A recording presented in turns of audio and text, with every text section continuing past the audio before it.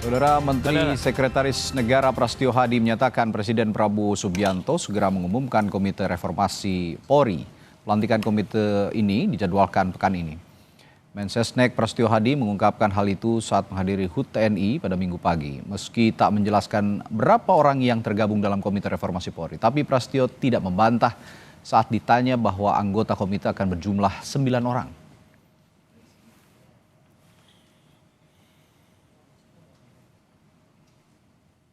Mas, komite reformasi kepolisian Minggu depan? minggu depan akan dilantik? Iya, akan diumumkan dan dilantik oleh Bapak Presiden. Anggota 9 anggota itu ya Pak? Duh, kok sudah tahu 9? Sudah dapat bocoran ya? Dan saudara, kita bahas lebih dalam rencana Presiden Prabowo melantik Komite Reformasi Polri bersama Kepala Bareskrim periode 2009-2011 yang bergabung melalui sambungan virtual Komjen Purnawirawan Ito Sumardi. Dan juga yang hadir di studio ada anggota Komisi 3 DPR RI fraksi Partai Nasdem, Rudianto Lalo, serta Ketua Perhimpunan Bantuan Hukum dan HAM Indonesia, Julius Ibrani. Selamat malam, Bapak. Malam. Terima kasih.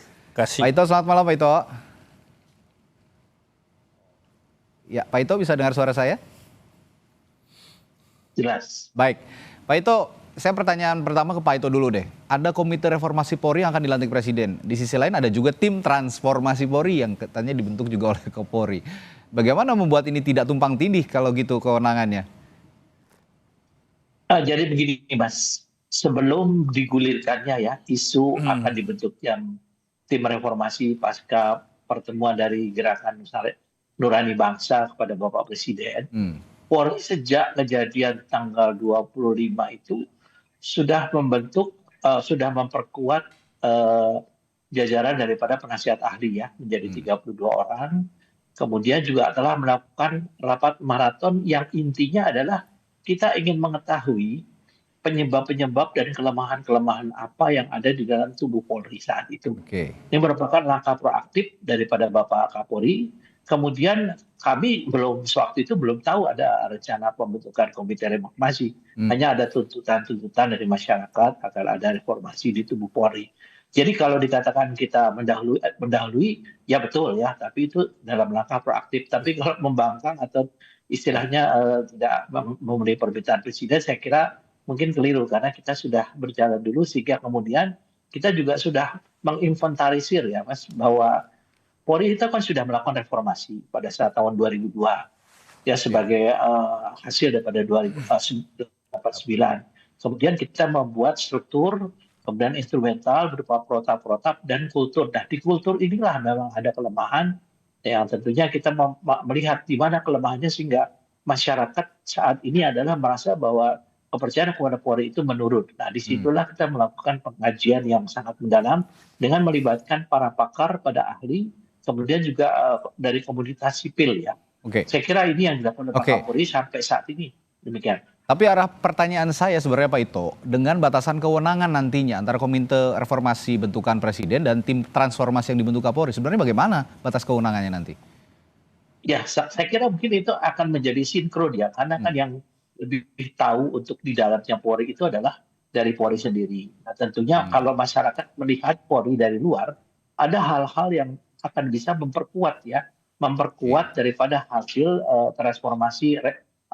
transformasi Polri yang telah dibuat ya dalam buku Quick Win ya, akselerasi transformasi ini, dan juga kita sudah membuat buku saku yang intinya adalah do and don't ya, apa yang harus dilakukan dan apa yang tidak boleh dilakukan.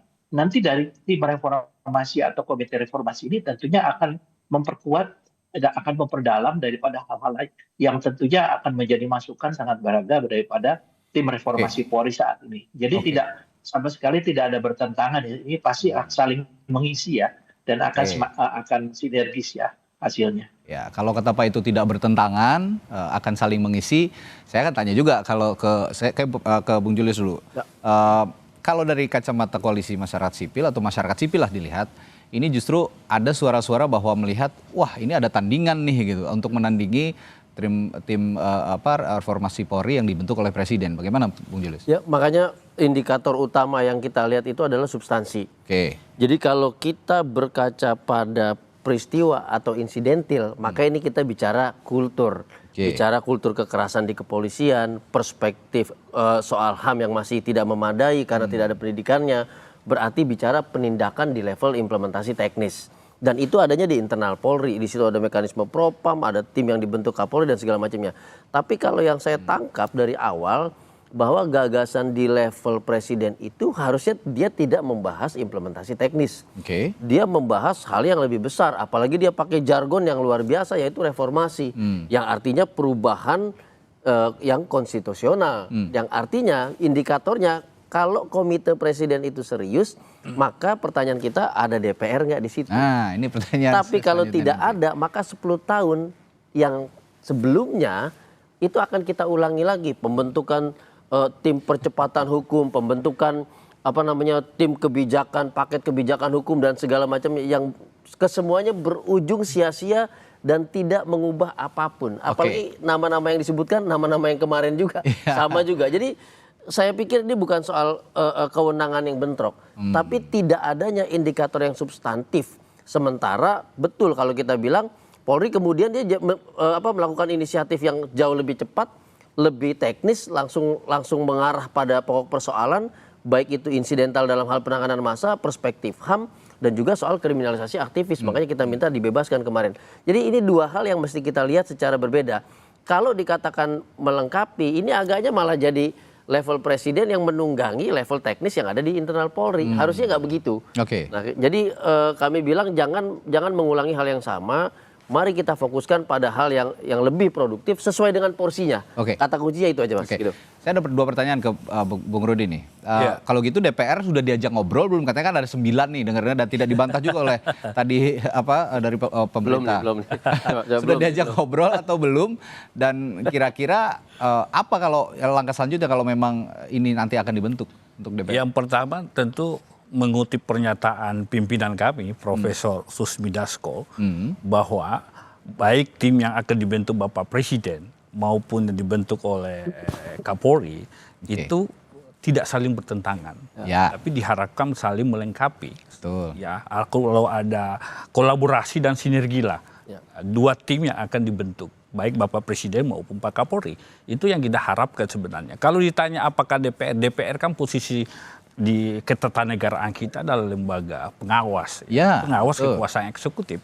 Kapolri, Polri dalam hal ini adalah organ pembantu presiden yang tugasnya hari-hari di konstitusi didudukan sebagai memelihara keamanan dan ketertiban, melayani, mengayomi, melindungi masyarakat dan serta penegakan hukum. Siapapun yang ditunjuk Bapak Presiden maupun Kapolri itu menjadi kewenangan DPR untuk senantiasa mengawasi apa kerja yang akan dilakukan oleh tim reformasi Polri ini. Kami sih berharap ya wacana reformasi Polri ini tidak sekedar berlama-lama menjadi wacana. Kita berharap Presiden segera kalau memang ada niat untuk membentuk komite reformasi Polri, untuk kemudian tim yang dibentuk ini apa yang dirumuskan, pemetaannya seperti apa yang menjadi kekurangan, apa yang menjadi aspirasi publik yang disuarakan kalau tidak salah ada 9 titik lemah yang mau diperbaiki, seperti yang diungkapkan oleh Pak Ito, misalkan soal kultur yang jadi problem, yang jadi diskusi hari-hari ini. Apa yang salah dalam kultur Polri misalkan, supaya betul-betul kami pun juga di DPR bisa mengawasi itu. Dan kemitraan kami dengan Polri hari ini berjalan dengan baik. Tentu dalam konteks pengawasan, kira-kira begitu. Ya kalau gitu saya tanya ke Pak Ito, bagaimana bisa Pak Ito ini lembaga yang akan dibentuk ini, baik transformasi maupun reformasi Polri, tidak mengikut sertakan DPR. Padahal lembaga-lembaga ini nantinya seperti dibilang Bung Rudi tadi di bawah pengawasan DPR. Tapi jangan dijawab dulu Pak Ito, nanti akan saya tanyakan itu setelah jeda di Sapa Indonesia Malam, sesaat lagi.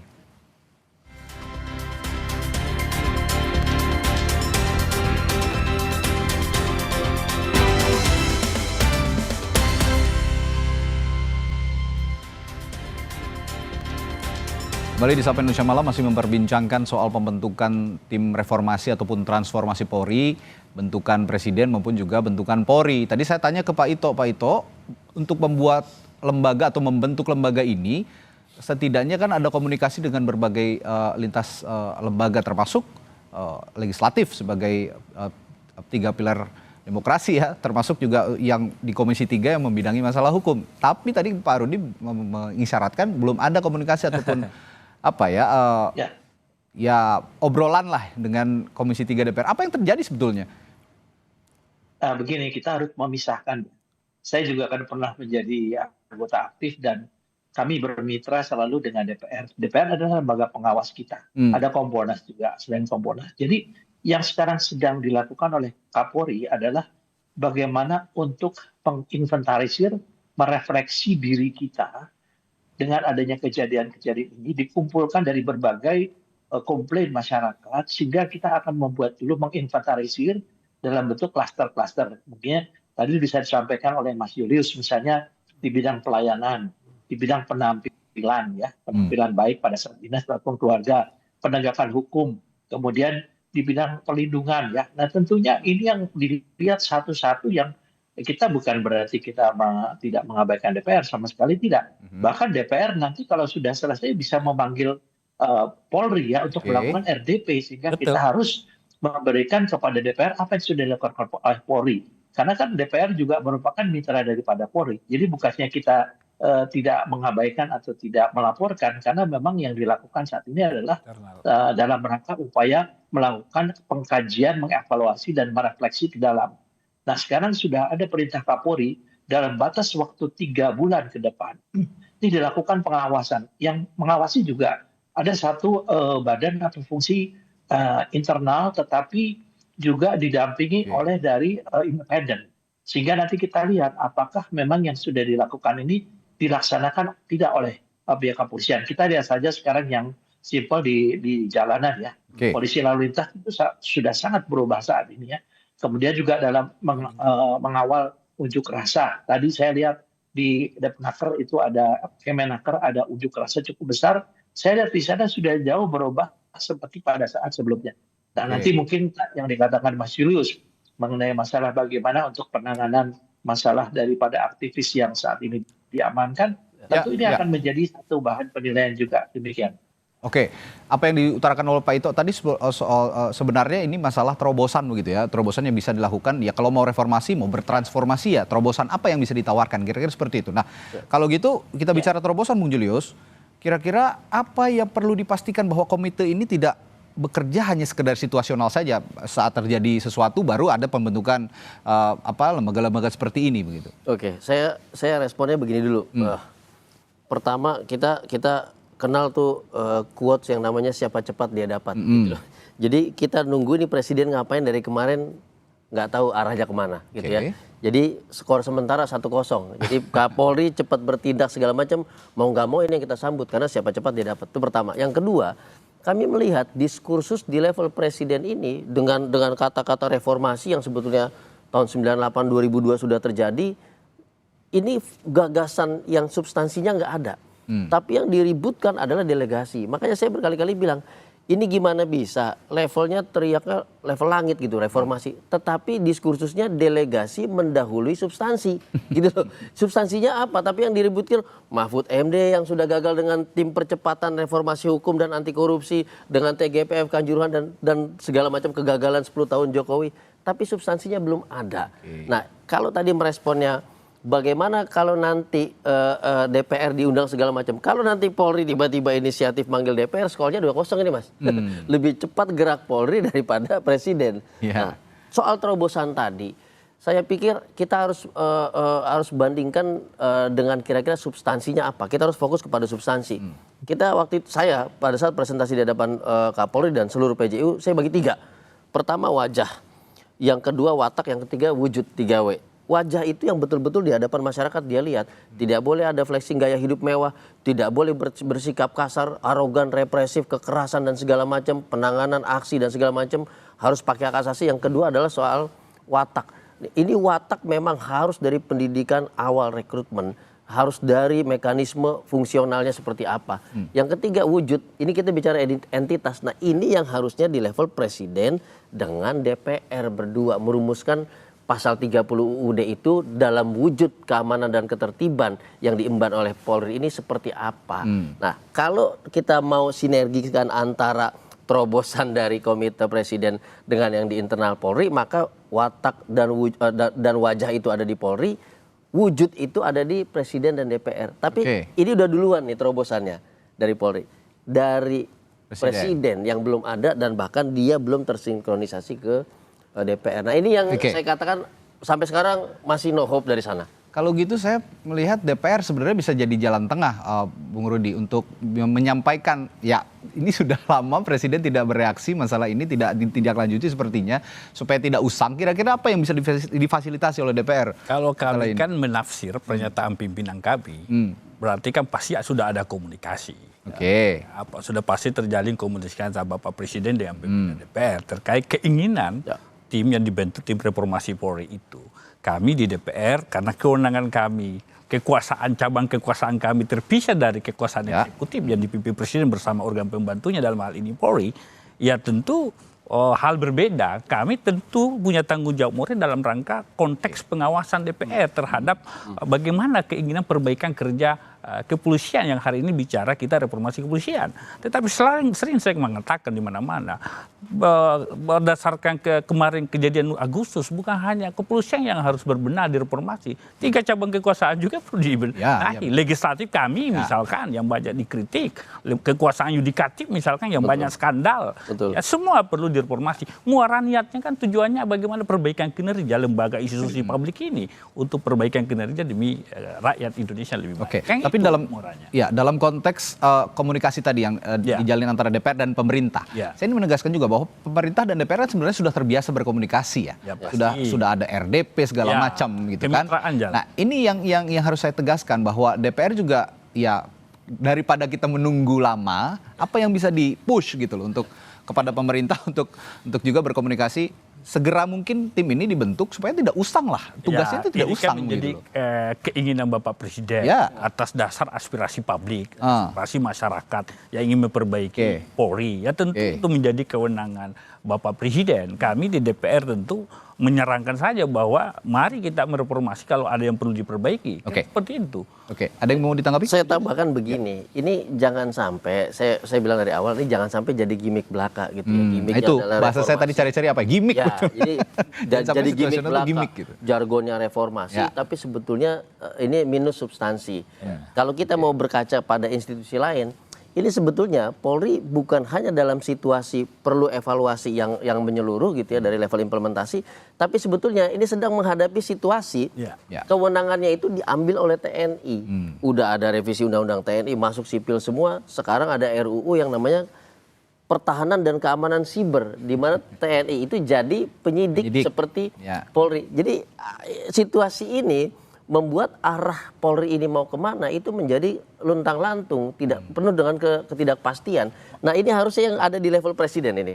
Kita membagi tugas kemana kan gitu. Saya tambahkan, reformasi Polri berarti sama dengan penguatan kelembagaan Polri. Karena kita sepakat menjaga supremasi sipil, amanah reformasi. Itu poin. Penguatan kelembagaan Polri dan supaya nggak lontang-lantung, apa yang segera harus dilakukan kalau gitu Pak Ito? Ya, saya sependapat dengan Bung Julius, dengan Mas Rudi ya, saya kira betul sekali. Kadang-kadang saya sendiri agak bingung ya, karena sekarang banyak kewenangan yang tumpang tindih. Nah, disinilah peran DPR sebagai lembaga legislatif ya, sebagai kalau dalam politik hukum kan hukum itu adalah merupakan produk politik ya. Tentunya di sini perlu ada satu pembicaraan yang bersifat lintas sektoral, komprehensif. Tadi juga dikatakan Mas Julius. Saya juga tahu Mas Julius kemarin habis diundang dan bisa menyampaikan ke Pak Kapolri apa-apa yang menjadi masukan komunitas sipil atau civil society. Dan sekarang kan kita juga harus melihat masyarakat ya Mas. Objek daripada polisi itu masyarakat. Sekarang kita lihat kesadaran hukum masyarakat kita bagaimana. Itu juga kan perlu menjadi satu pertimbangan. Dan mengapa masyarakat kesadaran hukumnya itu tidak sesuai dengan harapan. Misalnya contoh yang paling kecil melawan arus dan lain sebagainya ya. Ini kan juga atau mereka melakukan demo yang ini kan kita lihat dari faktor kondisi sosial, ekonomi. Jadi memang kita juga tidak bisa hanya melihat secara parsial daripada reformasi di Polri. Tapi saya sependapat dengan Bung Julius, dengan Mas Rudi, bahwa memang saat ini Polri pun harus diberi satu ketegasan di mana batas kewenangannya yang harus dilakukan. Dan ini pun juga menjadi penilaian dari masyarakat sipil ya tentunya. Apakah ini memang bukan ranah di negara kita yang tentunya menjadi salah satu pemerintahan sipil, atau bagaimana. Nah tentunya kami dari Polri juga tetap melakukan pembenahan ke dalam dan tentunya kita juga menunggu bagaimana dari Komite Reformasi bisa memberikan masukan kepada Polri dan kita akan sangat welcome. Tadi disampaikan Bung Rudi atau disampaikan oleh Mas Rudi bahwa kehadiran daripada Komite Reformasi ini akan melengkapi daripada reformasi yang dilakukan Polri saat ini. Oke, kalau gitu saya mau step ahead begitu ya, bagaimana kalau memang ini sudah terbentuk, harus ada langkah prioritas yang dilakukan percepatan tindakan gitu. Kira-kira kalau Bung Julius melihatnya, yang pertama segera direformasi dari Korps Bayangkara ini apa harusnya? Yang pertama adalah soal evaluasi menyeluruh, mulai dari kebijakan, kemudian implementasi kewenangan, sama yang ketiga adalah kebutuhan dari masyarakat itu apa. Karena end user dari Polri ini adalah masyarakat. Karena Polri diatur oleh konstitusi, maka Polri itu selevel nasi. Dia kebutuhan sehari-hari masyarakat. Sembakonya lah ya. Sembakonya masyarakat. Jadi emang dia harus bagaimana mekanisme sehari-hari, evaluasinya, koordinasinya bagaimana, pengawasannya bagaimana. Itu sudah harus ada rumusannya. Jadi nggak bisa kita hanya melihat 1-2 peristiwa, nggak akan menghasilkan apa-apa. Makanya tadi saya katakan, kalau peristiwa lalu jargonnya reformasi tapi substansinya nggak ada, ini sih jadi gimmick doang. Nggak usah dibentuk sekalian, serahkan saja kepada Polri koordinasi dengan mitra kerja yang namanya Komisi 3 DPR RI. Selesai sampai di situ. Tapi kalau mau betul-betul memperbaiki, satu contoh, kewenangan siber belum diatur. Ya, itu sudah sampai di mana-mana. Bagaimana masukin itu ke dalam Undang-Undang Polri nomor 2 tahun 2002 yang sudah berusia 23 tahun. Nah, itu yang harus difikirkan. Bagaimana dengan soal criminal justice system berbasis digital evidence dan segala macam, itu juga belum dirumuskan. Bagaimana pendidikan-pendidikan yang untuk level penyidikan tindak pidana khusus dan segala macam, itu juga belum dirumuskan. Jadi itu yang harusnya di depan mata bisa kita lihat dan tidak usah pakai jargon-jargon gimmick. Intinya sih sebenarnya simpel. Betul, tadi saya sepakat bahwa masyarakat itu, publik itu adalah sembakonya Polri, harusnya didengar lebih awal. Nah, kalau begitu masyarakat itu saya percaya, simpel aja sih, pengen hidup tenang, pengen makan enak, mengaspirasikan sesuatu tanpa ada hambatan. Betul. Bung Rudi, kalau gitu di Komisi 3, apa yang bisa disuarakan atau disampaikan, mungkin di konstituen ada yang menyampaikan sesuatu untuk spesifik hal ini? Polri itu kan rasa sewaktu utama, ya pelayan bangsa, abdi bangsa. Jadi posisinya sangat vital. Anda bisa bayangkan kalau satu hari tanpa polisi kan, yang sangat vital, dia melindungi, mengayomi, melayani masyarakat. Itu saja yang didukung konstitusi, itu yang diperbaiki Polri. Dan penegakan hukum yang jadi problem hari ini yang turut menurunkan citra Polri adalah penegakan hukum. Seringkali kita mendengar ada oknum yang menyalahgunakan kewenangan yang diberikan atas nama hukum. Ini yang banyak dikritisi oleh kawan-kawan. Dan menurut saya ini yang perlu diawasi benar. Pengawasan internal, pengawasan eksternal, pengawasan DPR. Muaranya tujuannya tentu untuk perbaikan kinerja Polri yang kita cintai. Ya, kalau gitu saya coba simpulkan, alih-alih berkutat pada 9 nama siapa sebenarnya yang akan mengurusi tim reformasi, saya lebih sepakat, mungkin publik lebih sepakat bahwa pikirkan saja 9 bahan pokok tadi yang dibilang betul sekali. Bung Julius, untuk didengar lebih awal oleh institusi Polri dalam rangka mentransformasi ataupun juga mereformasi institusi Polri. Baik, terima kasih Bung Julius, Bung Rudi dan juga Pak Ito sudah bergabung di Sapa Indonesia Malam hari ini. Sehat selalu, sampai jumpa lagi Pak.